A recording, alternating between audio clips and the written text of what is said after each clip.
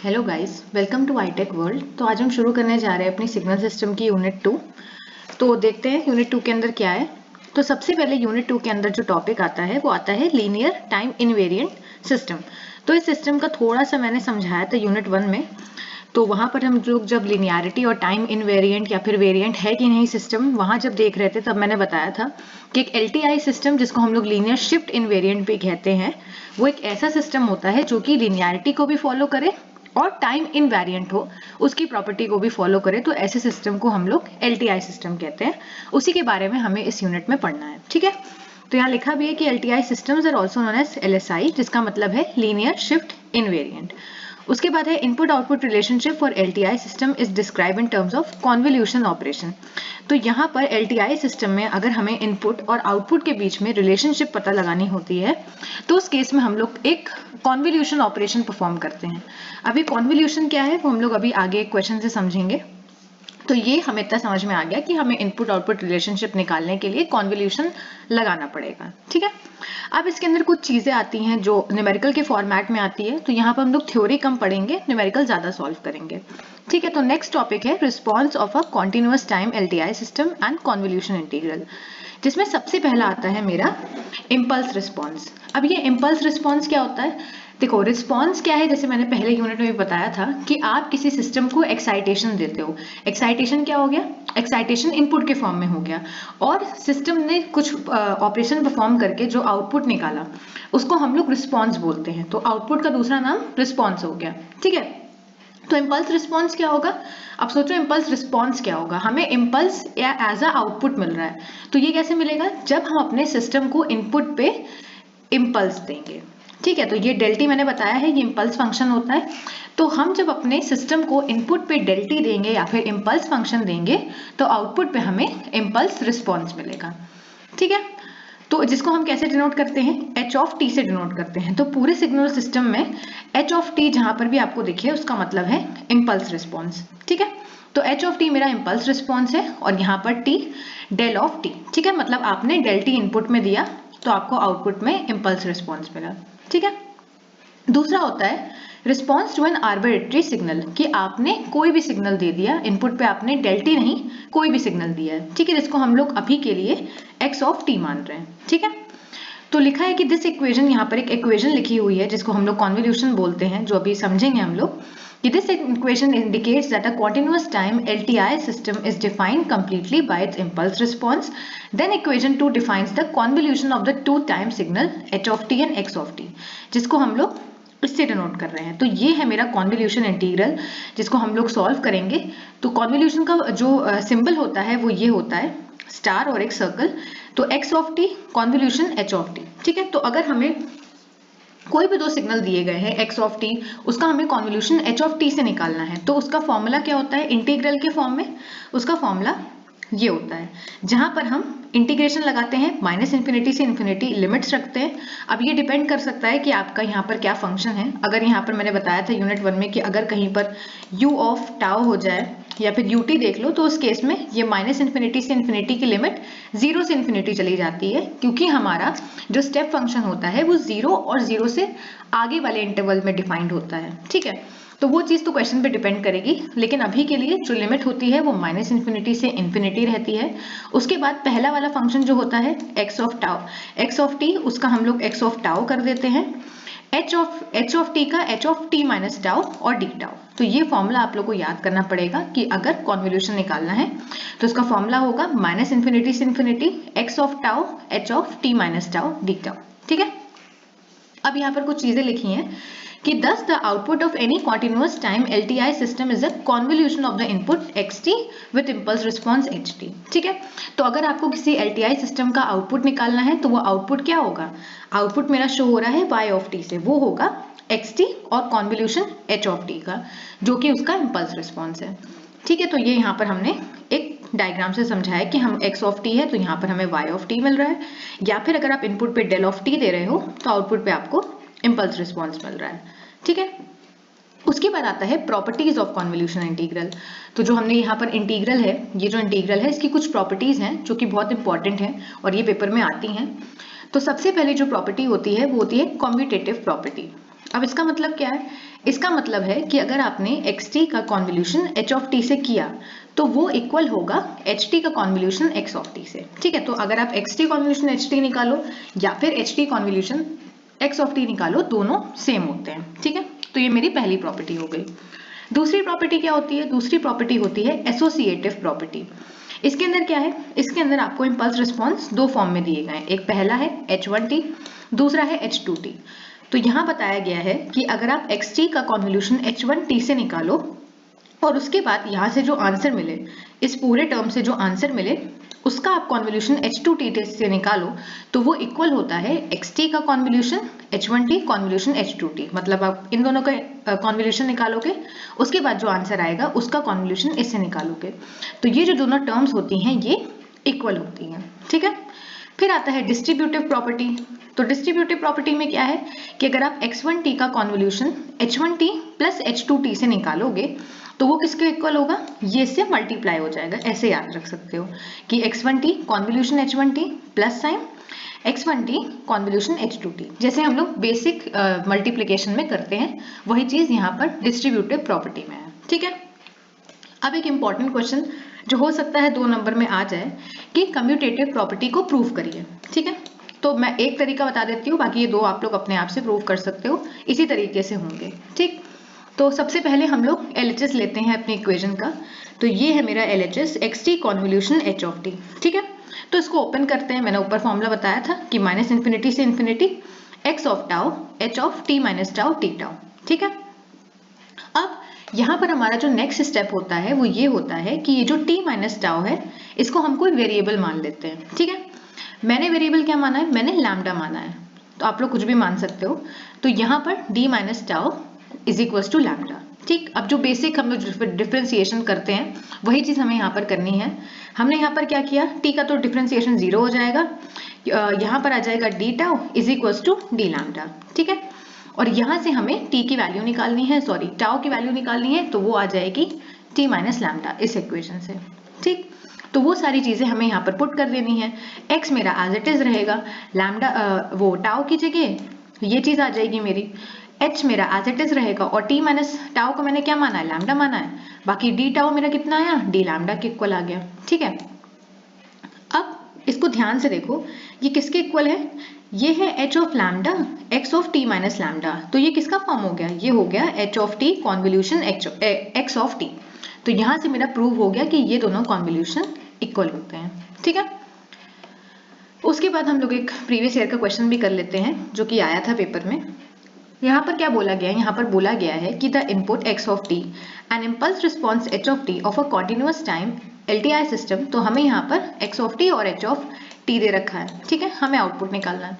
तो मैंने बताया बहुत सिंपल है, आउटपुट निकालने के क्या करेंगे? दोनों का कॉन्वोल्यूशन ले लेंगे। ठीक है, अब यहाँ पर आप h of t convolution x of t करो या फिर x of t convolution h of t करो, वो आपके ऊपर है। लेकिन एक चीज याद रखना कि बाद जो कॉन्वोल्यूशन का आखिरी टर्म होगा, जो लास्ट टर्म होगा, उसको थोड़ा सा सिंपल रखना। इसका क्या मतलब है? जैसे ये फंक्शन है मेरा x ऑफ t, तो ये बहुत सिंपल सा है, सिर्फ ये स्टेप है। ठीक है, यूनिट स्टेप फंक्शन है। और h ऑफ t मेरा थोड़ा सा कॉम्प्लेक्स है, एक्सपोनेंशियल है और u ऑफ t है।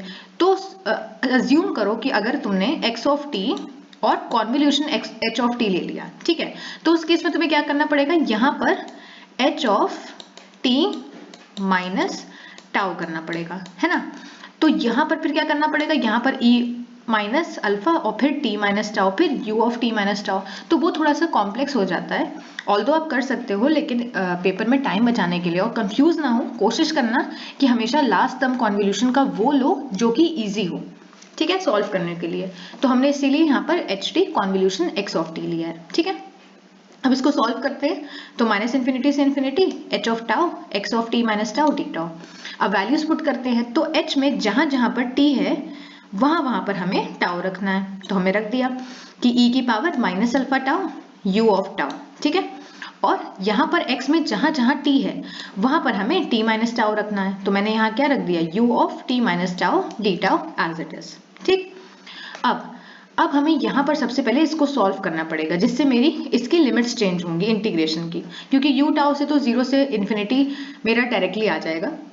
पहले मैं इसको सॉल्व करती हूँ। तो इसको सॉल्व करने के लिए हम क्या करेंगे, हमें पता है कि जो स्टेप फंक्शन होता है वो मेरा 0 से आगे तक के लिए डिफाइंड होता है ना। तो ये जो फंक्शन होगा ये 0 से आगे तक के लिए डिफाइंड होगा, u of t minus tau. तो वही चीज हमने यहाँ पर करी, u of t minus tau greater than 0। अब इसको सॉल्व जब करोगे तो क्या आएगा, t minus tau greater than 0, minus tau यहाँ रहा और t आपने वहां भेज दिया। और मैंने यूनिट 1 में बताया भी था कि अगर यहाँ पर साइन कैंसिल होते हैं या फिर साइन एक तरफ माइनस होता है तो मेरा जो भी यहाँ पर साइन होता है इक्वालिटी का वो पलट जाता है। तो यहाँ पर ग्रेटर देन का साइन है तो ये साइन लेस देन का बन जाएगा, ठीक है। तो लेस देन का क्या मतलब है कि मेरा टाउ लेस देन टी है। लेस देन टी का क्या मतलब हुआ, लेस देन टी का मतलब ये हुआ कि मेरी जो वैल्यूज होंगी वो माइनस इन्फिनिटी से टी हो जाएंगी। मतलब सपोज करो कि यहाँ पर कहीं टी है, ठीक है, और आपका टाउ जो है वो less than T. Less than T का क्या मतलब होगा, लेस देन टी का मतलब होगा कुछ ये वैल्यू है ना, टी से कम वाली वैल्यू। तो ये वैल्यू क्या होंगी, यहाँ पर माइनस इन्फिनिटी होता है, यहाँ पर इन्फिनिटी होता है। तो मेरी लिमिट्स कैसे चेंज हो गई, माइनस इन्फिनिटी से टी हो गई, इसीलिए यहाँ पर मेरी लिमिट माइनस इन्फिनिटी से टी हो गई है, ठीक है। उसके बाद आता है ये यू टाउ। तो यू टाउ तो हमें पता ही है कि कहाँ से कहाँ तक डिफाइंड है, 0 से इन्फिनिटी तक। तो ये वैल्यूज मेरी 0 से टी हो जाएंगी, ठीक है। अब कुछ नहीं करना है, अब बस इसको सॉल्व कर लो इजी, जैसे इंटीग्रेशन में करते हैं। ई ऑफ माइनस अल्फा टाउ का इंटीग्रेशन क्या हो जाएगा, ये टर्म एज इट इज रहेगी। उसके बाद ये जो माइनस अल्फा है ये मेरा डिवाइड में आ जाएगा, ठीक है। फिर आप वैल्यूज पुट कर लो, पहले t रख दिया फिर 0 रख दिया, तो e की पावर 0 कितना होता है, 1 होता है। फिर इसको यहाँ पर माइनस है तो हमने इसको पलट के लिख दिया, बस नॉर्मल जैसे मैथमेटिक्स करते हैं। तो इस तरह से मेरा ये क्वेश्चन सॉल्व हो गया, ठीक। तो यही क्वेश्चन मेरा आ चुका है। अब इसी तरह से एक नेक्स्ट क्वेश्चन भी है कि compute the convolution of this for xt and h of t। तो ये क्वेश्चन भी सिमिलर ही उसी के जो मैंने समझाया। यहाँ पर हमने कुछ नहीं किया, वैल्यूज रख दी और सिमिलरली यहाँ पर h ऑफ u ऑफ कर दिया। उसके बाद हमने इसको सॉल्व कर दिया जैसे मैंने पहले बताया। तो यहाँ पर tau less than minus T है। लेस देन माइनस टी का क्या मतलब है, यहाँ पर मेरी ये वैल्यूज हो जाएंगी, फिर आप इसको सॉल्व कर सकते हो, ठीक है। अब हम लोग नेक्स्ट टॉपिक पे आते हैं। तो नेक्स्ट टॉपिक क्या है मेरा, स्टेप रिस्पॉन्स। तो याद रखना कि स्टेप रिस्पॉन्स बहुत इंपॉर्टेंट है। एक चीज और यहाँ याद रखने वाली है कि इम्पल्स रिस्पॉन्स को हम लोग h ऑफ t से डिनोट करते हैं, ठीक है, और स्टेप रिस्पॉन्स को हम लोग s ऑफ t से डिनोट करते हैं। अब सोचो कि एक ऑब्वियस सी बात है कि अगर हम लोग इनपुट दे रहे थे इम्पल्स तो आंसर क्या मिल रहा था, इम्पल्स रिस्पॉन्स। तो अगर हम इनपुट देंगे यूनिट स्टेप तो हमें आंसर क्या मिलेगा, हमें आंसर मिलेगा स्टेप रिस्पॉन्स, ठीक है। वही चीज जो वहां पर थी। उसके बाद स्टेप रिस्पॉन्स निकालते कैसे हैं, तो वही चीज है, step response s of t का कैसे निकालेंगे, इम्पल्स रिस्पॉन्स का कॉन्वोल्यूशन u ऑफ t से, ठीक है। u ऑफ t मेरा क्या है, स्टेप रिस्पॉन्स सॉरी स्टेप वाला जो इनपुट है वो है, ठीक। अब इसमें जो इंपॉर्टेंट चीज है वो ये है, ये क्या है, देखो इसमें क्या होता है, इसमें न्यूमेरिकल आता है कि आपको क्या करेंगे, इम्पल्स रिस्पॉन्स दे देंगे पेपर में, ठीक है, और आपसे बोला जाएगा कि आप स्टेप रिस्पॉन्स निकालो। या फिर इसका उल्टा भी मिल सकता है कि आपको स्टेप रिस्पॉन्स दे दिया जाएगा और आपको इम्पल्स रिस्पॉन्स निकालना होगा। तो थोड़ा सा यहाँ पर न्यूमेरिकल्स या फिर वहां पर बहुत ज्यादा जरूरत पड़ेगी इसकी। तो इसके फॉर्मूले याद रखना और लिमिट याद रखना कि अगर तुम्हें इम्पल्स रिस्पॉन्स दे रखा है तो तुम्हें स्टेप रिस्पॉन्स निकालने के लिए क्या करना पड़ेगा, स्टेप रिस्पॉन्स निकलता है इम्पल्स रिस्पॉन्स का इंटीग्रेशन। तो इम्पल्स रिस्पॉन्स क्या हो गया, h टाउ डी टाउ, और लिमिट याद रखना, लिमिट मत भूलना, ये लिमिट माइनस इन्फिनिटी से इन्फिनिटी नहीं होती है, इसका प्रूफ भी है ऊपर, टाउ लेस देन टी आ रहा है। तो ये जो लिमिट्स होती हैं ये माइनस इन्फिनिटी से इन्फिनिटी नहीं होती हैं, याद रखना ये लिमिट माइनस इन्फिनिटी से टी होती है, ठीक है। क्योंकि हमने इस कॉन्वोल्यूशन को जब खोलेंगे, इसको उसी तरीके से सॉल्व करेंगे तो हमें टाउ लेस देन टी मिलेगा, इसलिए यहाँ पर लिमिट माइनस इन्फिनिटी से टी हो जाती है, ठीक।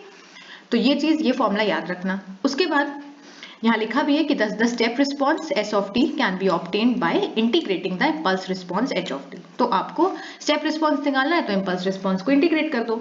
अब इसका उल्टा सोचो कि अगर आपको क्या निकालना है, आपको इम्पल्स रिस्पॉन्स निकालना है, तो उस केस में क्या करोगे, स्टेप रिस्पॉन्स को डिफरेंशिएट कर दो, बस उसका उल्टा, ठीक है। इसके ऊपर क्वेश्चन अभी हम लोग करेंगे। वही चीज यहाँ लिखी है कि दस the impulse response ht can be determined by differentiating the step response, ठीक है। पहले हम लोग थ्योरी कर लेंगे, फिर लास्ट में सारे न्यूमेरिकल्स एक साथ कर लेंगे, ठीक है। उसके बाद आता है प्रॉपर्टीज। अब कुछ प्रॉपर्टीज भी यहाँ पर पूछी जाती हैं, जैसे कि हमारे यूनिट 1 में था कॉजल है कि नहीं, मेमोरी है कि नहीं, तो वो सारी चीजें, स्टेबल है कि नहीं, वो सारी चीजें हम लोग यहाँ भी पढ़ने वाले हैं कि एलटीआई सिस्टम में वो सारी चीजें कैसे निकालते हैं। सबसे पहले आता है कि सिस्टम में मेमोरी है कि सिस्टम मेमोरी लेस है। तो यहाँ पर है कि since the output y of t of a memory less system depends on only the present inputs h of t and if the system is also linear and time invariant the relation will be between input and output। तो यहाँ पर तो basically यही बताया गया है कि memory less system सिर्फ प्रेजेंट इनपुट पे डिपेंड करता है, जैसा हम लोग यूनिट 1 में पढ़ चुके हैं। ठीक है, तो वो चीज यहाँ पर लिखी हुई है एक तरह से कि अगर आपका h of t है, अगर आपका t equal to not equal to 0 है तो उस केस में आपको यहाँ पर 0 मिलना चाहिए और इक्वल टू 0 के केस में इन्फिनिटी मिलना चाहिए। ठीक है, अब अगर ये नहीं अभी तक समझ में आया है तो लास्ट में एक टेबल मैंने बना रखी है, उस टेबल से आप लोग को अच्छे से समझ में आ जाएगा कि मेमोरी कब होगी, मेमोरी लेस कब होगा। ठीक है, नेक्स्ट आता है मेरा causality. So a causal system does not respond to an input event until that event actually occurs. Therefore, for a causal system, ये कंडीशन होती है मेरी causal की LTI सिस्टम के लिए कि आपका जो h of t है, इम्पल्स रिस्पॉन्स है, वो 0 होना चाहिए t लेस देन 0 के केस में।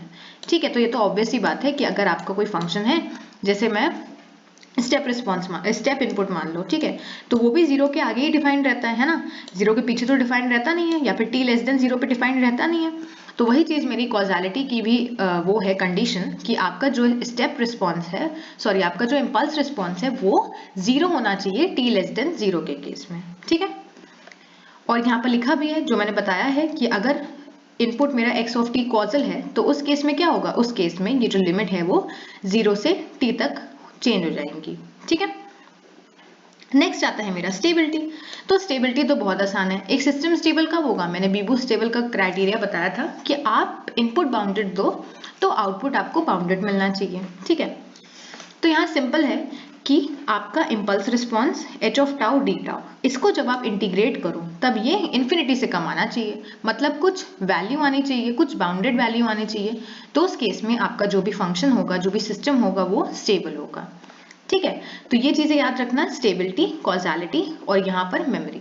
वैसे हम लोग अभी नेक्स्ट वाली टेबल में देखेंगे, पहले एक क्वेश्चन कर लेते हैं।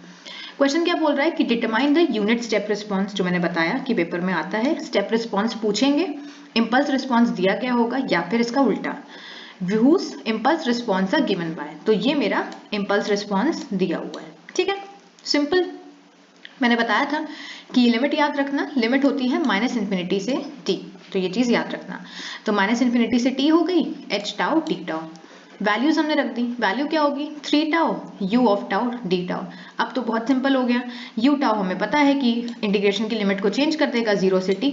अब इंटीग्रेट करना है, बहुत आसान है, 3 बाहर आ जाएगा, कांस्टेंट टर्म है, टाउ का integration tau square by 2, values रख दो, तो ये क्या आ जाएगा 3/2, ये t रखा हमने अपर लिमिट, तो ये क्या आ गया t स्क्वायर। ठीक है, और ये 0, तो 3/2 t स्क्वायर ut, तो यहाँ पर हम लोग ut लिख देते हैं क्योंकि इनपुट में शो होता है, तो वो चीज हम यहाँ पर लिख सकते हैं। ठीक है, नहीं भी लिखोगे तो नंबर मिल जाएंगे। तो यहाँ पर हमारा कॉन्टिन्यूअस का जो भी था प्रोसेस पूरा खत्म हो गया। कॉजालिटी, स्टेबिलिटी के लिए चिंता मत करना, भी हम लोग आगे वाले क्वेश्चंस में देखेंगे उनको कैसे सॉल्व करना है। ठीक है, अब इसी का दूसरी चीज आ गई डिस्क्रीट। तो अभी हम लोग क्या पढ़ रहे थे, हम लोग पढ़ रहे थे इम्पल्स रिस्पॉन्स इन सब के बारे में कॉन्टिन्यूअस सिस्टम में। अब हम लोग डिस्क्रीट सिस्टम की बात कर रहे हैं, तो डिस्क्रीट में कोई दिक्कत नहीं है, डिस्क्रीट भी इसके एकदम सिमिलर है, बट डिस्क्रीट में एक चीज होती है, जहां पर कॉन्टिन्यूअस में इंटीग्रेशन होता है, डिस्क्रीट में समेशन लग जाता है। ठीक है, वो कैसे भी देखते हैं। सबसे पहले इसमें आता है कॉन्टिन्यूअस की तरह इम्पल्स रिस्पॉन्स, तो वो भी वही होगा कि अगर आप जो भी आप इनपुट दे रहे हो, अगर आप इम्पल्स दे रहे हो तो आपको आउटपुट में इम्पल्स रिस्पॉन्स मिलेगा। डिफरेंस यहाँ क्या हो जाएगा, बस वहां पर जहां कॉन्टिन्यूअस में h ऑफ t था, डिस्क्रीट में इसका h ऑफ n हो जाएगा, बस डेल ऑफ t था तो डेल ऑफ n हो गया। ठीक है, उसी तरह से रिस्पॉन्स क्या हो जाएगा, जैसे वहां पर xt कॉन्वोल्यूशन ht था, यहाँ पर xn कॉन्वोल्यूशन hn है। ठीक, वहां पर क्या था, वहां पर था x of tau h of t minus tau D tau, है ना, यही था। यहां पर क्या हो जाएगा, और ये इंटीग्रेशन के अंदर था ये चीज, माइनस इन्फिनिटी से इन्फिनिटी। तो मैंने बताया याद करने के लिए कि डिस्क्रीट में क्या करना, इंटीग्रेशन को समेशन में चेंज कर देना, तो हमने समेशन में चेंज कर दिया, एक वैल्यू मान ली यहाँ पर k is equal to minus infinity से इन्फिनिटी। ठीक, अब जो ये वैल्यू है, जैसे यहाँ पर लिमिट्स क्या थी, लिमिट्स मेरी टाउ के लिए थी क्योंकि हम लोग डी टाउ के रिस्पेक्ट में इंटीग्रेशन कर रहे थे, है ना।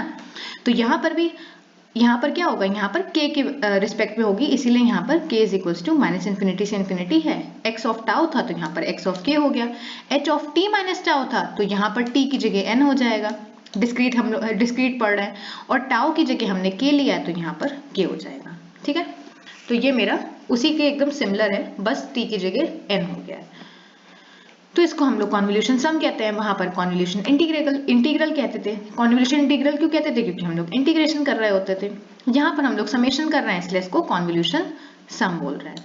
ठीक, अब प्रॉपर्टीज भी तो एक अच्छे से पढ़ लो तो दूसरा वाला अपने आप से इजीली हो जाता है। प्रॉपर्टीज क्या होंगी, वही सारी प्रॉपर्टीज है। कम्यूटेटिव प्रॉपर्टी, x बस t की जगह n हो जाएगा, इतना याद रखना, कंफ्यूज नहीं होना, बस कॉन्टिन्यूअस में t की जगह n हो जाता है। ठीक है, तो ये x of n convolution h of n is equals to h of n convolution x of n। Similar associative में भी बस x of n convolution h1n, इसका कॉन्वोल्यूशन निकालोगे जो आंसर आएगा उसका कॉन्वोल्यूशन h2n से निकालोगे तो वो इक्वल होता है इस टर्म के।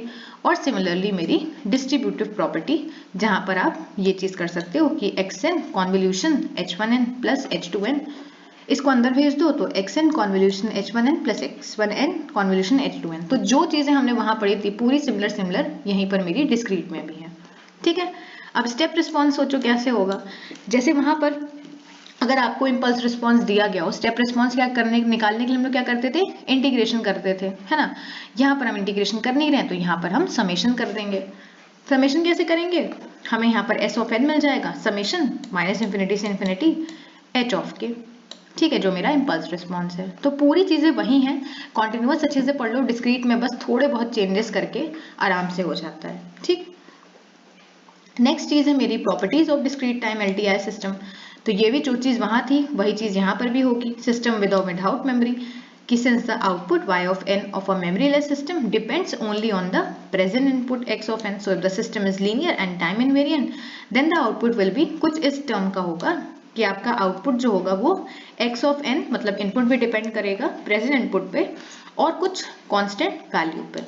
ठीक है, उसके बाद ये इम्पल्स रिस्पॉन्स की क्राइटेरिया है, और ये मेरा मेमोरी और मेमोरी लेस के बारे में बताया गया है कि n अगर नॉट इक्वल टू 0 है तो उस केस में अगर hn इक्वल टू 0 आ रहा है तो ये मेमोरी लेस है। वैसे हम लोग अभी टेबल से इसको और अच्छे से समझेंगे। कॉजालिटी में क्या होगा, जैसे वहां पर h of t is equals to 0 हो रहा था अगर t लेस देन 0 है, वही चीज यहाँ पर भी है, बस t की जगह n लग गया है। ठीक है, और वो चीज यहाँ भी बताई गई है कि अगर आपका इनपुट कॉजल है, सपोज करो स्टेप है, तो उस केस में आपका 0 से n हो जाएगा। तो याद रखना, कहीं पर भी इनपुट अगर कॉजल है, अगर क्वेश्चन में भी दे जाता है कि योर इनपुट इज कॉजल, तो उस केस में लिमिट चेंज हो जाती है। ठीक है, उसके बाद आता है स्टेबिलिटी। तो स्टेबिलिटी भी सेम है कि अगर आप समेशन करो अपने इम्पल्स रिस्पॉन्स का, अगर वो इन्फिनिटी से कम आए या फिर एक बाउंडेड वैल्यू आए तो उस केस में आपका सिस्टम स्टेबल होता है।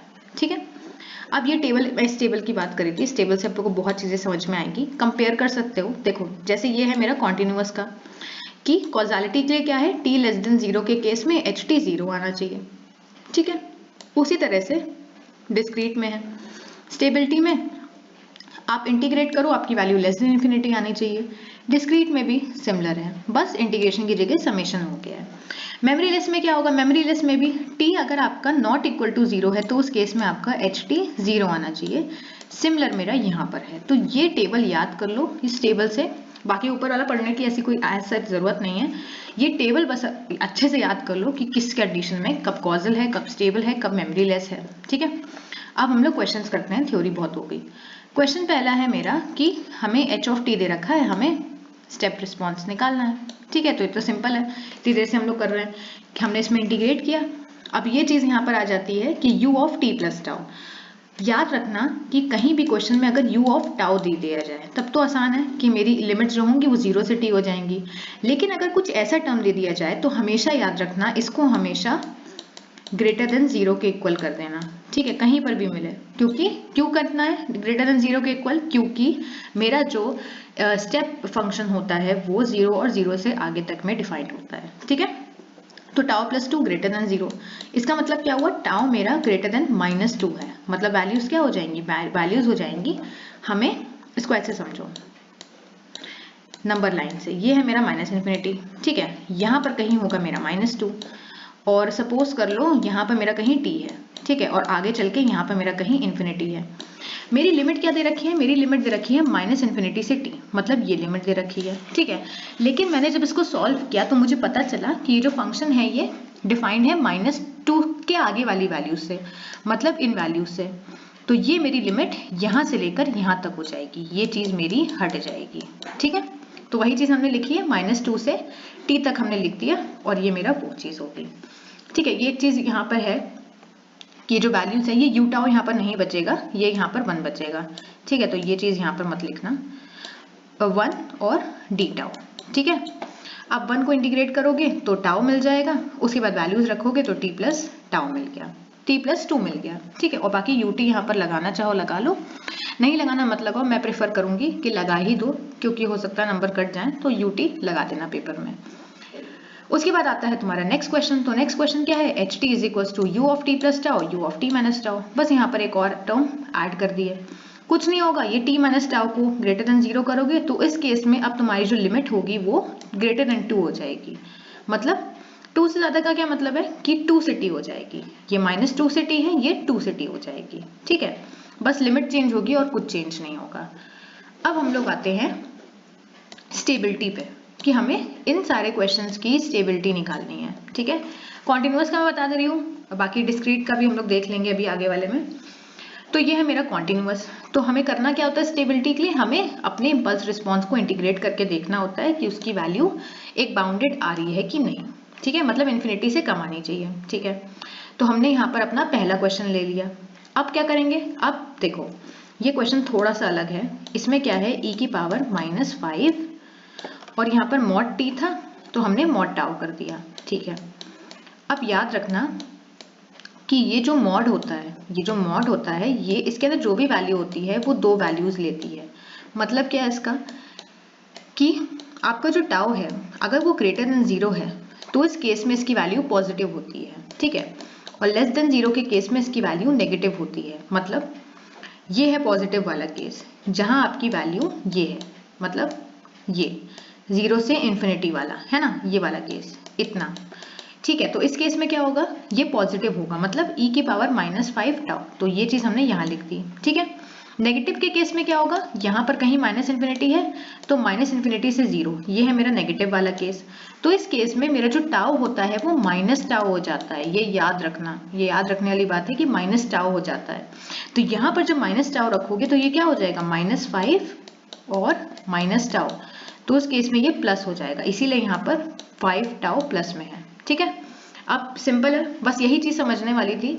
अब इसको सॉल्व कर लो जैसे नॉर्मल इंटीग्रेशन में करते हैं, और जब इसको सॉल्व करके आंसर निकालोगे तो ये 2/5 आएगा, जो कि एक स्टेबल वैल्यू है, ठीक है। नेक्स्ट क्वेश्चन है मेरा e of 4 tau u tau. तो ये भी इसमें क्या करना है, इसमें हमें नॉर्मल सॉल्व करना है, इंटीग्रेट करना है। तो यहाँ पर u टाउ था तो ये तो इजी हो गया, 0 से इन्फिनिटी e की power u tau sorry 4 tau d tau, solve कर लो। तो यहाँ पर क्या आ गया, अब यहाँ देखो, यहाँ हमने अपर लिमिट रखी तो ये e की पावर इन्फिनिटी आ गई। अब याद रखना कि इन्फिनिटी से कुछ भी माइनस करो, कुछ भी ऐड करो, कुछ भी माइनस करो, इसकी वैल्यू हमेशा इन्फिनिटी ही आती है, ठीक है। तो ये तो नॉर्मल मैथमेटिक्स है कि इन्फिनिटी से आप कुछ भी ऐड करो, कुछ भी मल्टीप्लाई करो, कुछ भी डिवाइड कुछ भी करो, उसकी वैल्यू हमेशा इन्फिनिटी आती है। तो यहाँ पर अगर e की पावर इन्फिनिटी आ गया है तो उस केस में आपकी आंसर इन्फिनिटी आएगा, और आंसर इन्फिनिटी आ गया है तो ये सिस्टम अनस्टेबल हो गया, ये स्टेबल नहीं रहा है, ठीक है। उस तरह से मेरा नेक्स्ट है t और cos t। अब थोड़ा बहुत यहाँ पर उसको याद रखना कि हमने जो आइलेट रूल पर पढ़ा था इंटीग्रेशन में, तो थोड़ा बहुत आप लोगों को अपने पहले की मैथ्स थोड़ी रिवाइज करनी पड़ेगी कि मल्टीप्लाई में इंटीग्रेट कैसे करते हैं, ठीक है ना। कि पहला फंक्शन एज इट इज रहता है, फिर दूसरे फंक्शन का हम इंटीग्रेशन करते हैं, वैल्यूज रखते हैं, फिर पहले फंक्शन का डिफरेंशिएशन करते हैं, दूसरे फंक्शन का इंटीग्रेशन करते हैं, और फिर इसका पूरा इंटीग्रेशन करते हैं, ठीक है। तो वो जो पूरा रूल है इंटीग्रेशन का वो याद रख लेना अच्छे से। तो ये आइलेट रूल यहाँ पर लगा है इंटीग्रेट करने के लिए, और फिर हमने वैल्यूज यहाँ पर रखी, तो ये भी इन्फिनिटी आ गया। क्यों आ गया, cos infinity infinity, sine infinity infinity, इसीलिए अनस्टेबल, ठीक है। उसके बाद आता है नेक्स्ट क्वेश्चन कि find the step response if the impulse response. तो ये तो हम लोग बहुत सारे क्वेश्चंस कर चुके हैं, आप लोग खुद से कर सकते हो, ठीक है। सिंपल है, जैसे मैंने बताया इंटीग्रेट कर देना है। उसके बाद आता है ये थोड़ा सा इंपॉर्टेंट है कि यहाँ पर आपको बताना है कि आपको ये फंक्शन दे रखा है इम्पल्स रिस्पॉन्स, आपको बताना है कि ये स्टेबल है कि नहीं। तो वो तो हमने कंडीशन देखी थी कि स्टेबल है कि नहीं, कॉजल है कि नहीं। कॉजल कैसे होता था? कॉजल होता था कि अगर आपका n जो है ना, आपका जो भी n है, जैसे यहाँ पर है कि लेस देन 0 के केस में 0 है, लेस देन 0 के केस में यहाँ पर 0 है, और ग्रेटर देन 0 के केस में अल्फा n है, ठीक है ना। तो यहाँ पर ये कॉजल हो गया, जो मैंने टेबल में बताया भी था ऊपर, यहाँ पर ये कॉजल में हमने बताया था कि अगर ये लेस देन 0 के केस में 0, मतलब ये सिर्फ पॉजिटिव इंटरवल में डिफाइंड होना चाहिए, है ना। यहाँ पर इधर लेस देन 0 के केस में इसकी कोई वैल्यू नहीं होनी चाहिए, तब ये कॉजल कहलाएगा, है ना। तो वही चीज हमने यहाँ पर है कि अब यहाँ पर तो देखने पे ही पता चल रहा है कि ये u ऑफ n है, तो ये डिफाइंड ही होगा 0 से आगे की लिमिट में, तो ये फंक्शन कॉजल है। तो एग्जाम में डायरेक्टली मत लिखना, थोड़ा बहुत ऐसे लिख देना, ठीक है। अब ये अल्फा n कैसे आया, कुछ लोगों को ये समझ में नहीं आया होगा अल्फा n कैसे आया। देखो, ग्रेटर देन इक्वल टू 0 के केस में क्या होगा, ये वैल्यू होगी, है ना। इस केस में तुम्हारा स्टेप रिस्पॉन्स, स्टेप जो इनपुट होता है वो डिफाइंड होता है, इसकी वैल्यू क्या होती है, इसकी वैल्यू 1 होती है।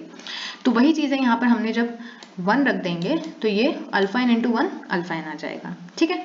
अब बीबोस टेबल देख लेते हैं। बीबोस टेबल में क्या होगा, आप अपने फंक्शन को इंटीग्रेट करोगे, सॉरी समेशन करोगे, है ना। समेशन के लिए क्या करेंगे, हमने यहाँ पर समेशन लगा दिया, उसके बाद क्या करा, अल्फा n un की वजह से समेशन की लिमिट चेंज हो गई, ये 0 से इन्फिनिटी हो गई, ठीक है। अब एक इम्पॉर्टेंट फॉर्मूला जो आप लोगों को जरूरत पड़ सकती है जहां भी समेशन होगा, जो हम लोगों ने शायद अर्थमेटिक में पढ़ा होगा आप लोगों ने, कि आपको कुछ ऐसा टर्म मिले जहां पर सिग्मा है, कुछ लिमिट्स दी हुई हैं और यहाँ पर कोई वैल्यू है, ठीक है। तो उस केस में ये फॉर्मूला लगता है a अपॉन 1 माइनस आर, जहां पर a क्या होता है, a होता है आपका पहला term, first term. First term कैसे निकालते हैं, नीचे वाली लिमिट को यहाँ पर रख के, तो यहाँ पर n की जगह 0 रख दो, तो अल्फा की पावर 0। अब किसी की भी पावर 0 क्या होती है, 1 होता है, तो यहाँ पर 1 हो गया, ठीक।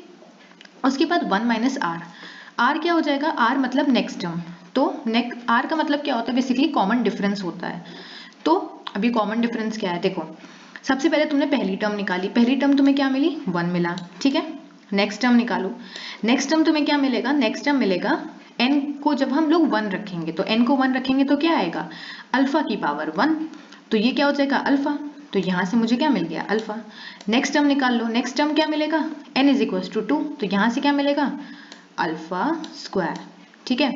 तो जीपी में हम लोग ने पढ़ा था कि अगर हमें कॉमन डिफरेंस निकालना होता है तो उस केस में हम लोग अल्फा स्क्वायर बाय अल्फा कर सकते हैं, मतलब थर्ड टर्म या सेकंड टर्म को डिवाइड कर सकते हैं, या फिर सेकंड टर्म और फर्स्ट टर्म को डिवाइड कर सकते हैं। तो दोनों ही तरीके से हमें क्या मिल रहा है, हमें अल्फा मिल रहा है, तो वो चीज हमने यहाँ लिख दी, ठीक है। तो ये मेरा स्टेबल होगा, कैसे स्टेबल होगा, ये स्टेबल तब होगा जब मेरा अल्फा इक्वल टू 1 होगा, मतलब अगर ये इक्वल टू 1 हो गया, देखो सपोज करो यहाँ पर मैं समझा देती हूँ इधर कि 1 अपॉन 1 माइनस 1 हो गया, सपोज करो अल्फा 1 हो गया, तो उस केस में क्या हो जाएगा 1 अपॉन 0, और 1 अपॉन 0 हमें पता है क्या होता है, इन्फिनिटी होता है, तो इस केस में ये अनस्टेबल हो गया। तो वही चीज लिखी है कि unstable at alpha equal to 1, लेकिन ये ग्रेटर देन 1 पे स्टेबल हो जाएगा। तो अल्फा की वैल्यू 1 से ग्रेटर कुछ भी रखो, हमेशा ये स्टेबल वैल्यू देगा, एक बाउंडेड वैल्यू देगा, ठीक है। तो ये चीज हमें स्पेसिफाई करनी पड़ेगी क्वेश्चन में, ठीक। फिर यही क्वेश्चन आ रहा है कि स्टेबिलिटी एंड कॉजालिटी बताओ, तो स्टेबिलिटी के लिए हमें क्या करना है, अपने फंक्शन को हमें इंटीग्रेट करना है, तो हमने यहाँ पर इंटीग्रेट किया, जो मैंने ऊपर ही बता दिया था। तो ये बीबो स्टेबल नहीं निकला क्योंकि इसकी वैल्यू इन्फिनिटी आ रही है। और कॉजालिटी में हमने देख लिया, कॉजालिटी में जैसे मैंने बता ही दिया कि इसको आप लेस देन 0 के केस में HN 0 आना चाहिए, तो वो चीज हमने जब देखी तो हमें यहाँ पर कॉजल सिस्टम मिला। अब यहाँ तो देख के पता चल रहा है क्योंकि u ऑफ n लिखा हुआ है, ठीक।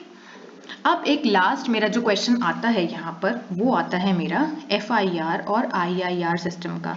तो ये भी थोड़ा इंपॉर्टेंट क्वेश्चन है, कभी कभी पूछ लेते हैं कि चेक करो कि आपका जो सिस्टम है, जो आपको आउटपुट मिला है, वो IIR सिस्टम है या फिर FIR सिस्टम है। अब ये क्या होता है, देखो FIR होता है फाइनाइट इम्पल्स रिस्पॉन्स, ठीक है, और IIR होता है इनफाइनाइट इम्पल्स रिस्पॉन्स। अब ये क्या है, देखो आपको क्या होगा, आपको कुछ ऐसा क्वेश्चन मिल जाएगा, ठीक है, और आपको चेक करना होगा कि FIR है या IIR है। तो सबसे पहले क्वेश्चन को अच्छे से पढ़ो, लिखा है find the impulse response. Impulse response मतलब क्या हो गया कि आपको आउटपुट मिल रहा है h ऑफ n, ठीक है। तो इससे हमें क्या समझ में आया कि अगर हमें आउटपुट इम्पल्स रिस्पॉन्स मिल रहा है तो हमने इनपुट में भी इम्पल्स दिया होगा, है ना, तभी तो हमें इम्पल्स रिस्पॉन्स आउटपुट में मिल रहा है। तो उस केस में आपको ये जो क्वेश्चन दिया होगा ये x और y के टर्म में दिया होगा, आपको उसको चेंज करना पड़ेगा इस ऐसे, जहां पर आप इनपुट को del n कर लो, ठीक है, और आउटपुट को h ऑफ n कर लो। तो हमने इम्पल्स इनपुट दिया तो हमें इम्पल्स रिस्पॉन्स आउटपुट में मिला, ठीक है।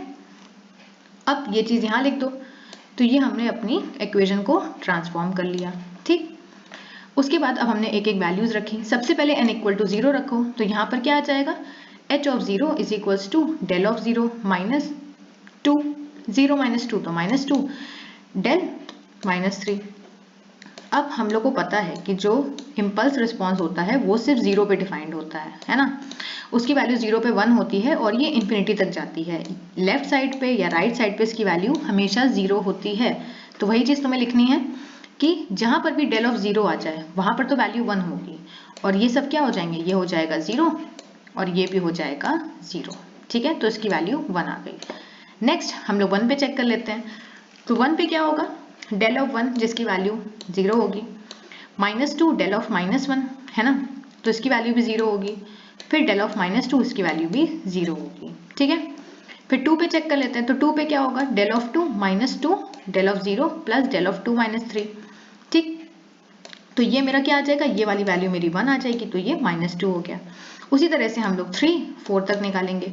अभी वैल्यूज निकालनी कहाँ तक है, अब इसके आगे तुम कहीं भी चेक करो, 4 के बाद तुम 5 पे चेक करो, 6 पे चेक करो, 7 पे, तुम्हें वैल्यू 0 0 0 0 ऐसी ही मिलती रहेंगी, ठीक है। तो तुम्हें 4 वैल्यूज ऐसी मिलेंगी। The impulse response have only 4 terms, सिर्फ 4 टर्म ऐसी मिलेंगी। उसके बाद लगातार 0 0 0 0 मिलता रहेगा। तो ये एक FIR सिस्टम है। FIR क्यों है, क्योंकि इसका इम्पल्स रिस्पॉन्स जो है वो फाइनाइट है। फाइनाइट मतलब कि आप इसको गिन सकते हो, इन्फिनिटी तक नहीं जा रहा है, एक फाइनाइट वैल्यू मिल रही है, ठीक है। अब सोचने वाली बात है कि IIR कब होगा। IIR मैंने यहाँ लिखा है कि infinite range non zero value, then their summation is infinite, so then the system is IIR। मतलब अगर एग्जाम में आपको एक ऐसा क्वेश्चन मिले जहां पर आप n इज इक्वल टू 4 रख रहे हो, 5 रख रहे हो, 6 रख रहे हो, 10 तक रख रहे हो, आपको वैल्यूज मिलती चली जा रही है, कोई भी वैल्यूज हो सकती है, -1, -2, 1, 2, 3, कुछ भी, 0 नहीं होनी चाहिए, क्योंकि 0 हो गई मतलब आगे की वैल्यू सारी 0 हो रही है, तो वो सिस्टम FIR हो जाएगा। अगर नॉन जीरो वैल्यू मिल रही है बहुत ज्यादा इनफाइनाइट रेंज तक, तो उस केस में वो IIR सिस्टम कहलाता है, जैसे उसका नाम है, और नहीं मिलती है तो वो FIR सिस्टम कहलाता है, ठीक है। तो आई होप आप लोग को यूनिट समझ में आई होगी। All the very best.